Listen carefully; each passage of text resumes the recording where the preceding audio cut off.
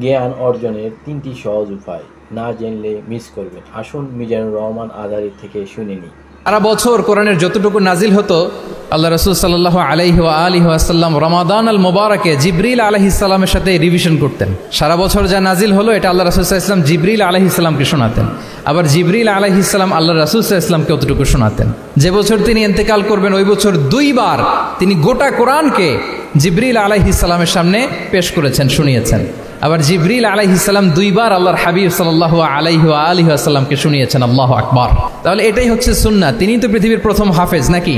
আমরা যেন তাদাব্বুরে কোরআন করি, কোরআনের যে রিফ্লেকশনগুলো আছে এগুলো যেন আমরা ধারণ করতে পারি। তাদাব্বুর শব্দটা বেসিক্যালি এসেছে আরবি শব্দ দুবুর থেকে। দুবুর দুবুর শব্দের অর্থ হচ্ছে পেছন, যে কোনো জিনিসের পেছনকে বলে, আমাদের পেছনটাকেও বলে দুবুর। তো তাদাব্বুরে কোরআন মানে হচ্ছে কোরআনের যে বাহ্যিক আয়াতের যে অর্থ, এর পেছনের যে গল্পটা, পেছনের যে রহস্য। আল্লাহ রাসূল সাল্লাল্লাহু আলাইহি ওয়া আলিহি ওয়াসাল্লাম উনি ওনার জীবনে, পরিবারে, সমাজে যখনই কোনো সংকটের মুখোমুখি হয়েছেন তখনই সমাধান হয়ে হাজির হয়েছে কোরআন। সুবহানাল্লাহ বিহামদিহি। যখনই কোনো প্রবলেম ফেস করেছেন কোরআন, কারণ কোরআন হচ্ছে দ্য প্রবলেম সলভিং মেথোডোলজি। জ্ঞানার্জনের জন্য অপরিহার্য বিষয় কয়টা?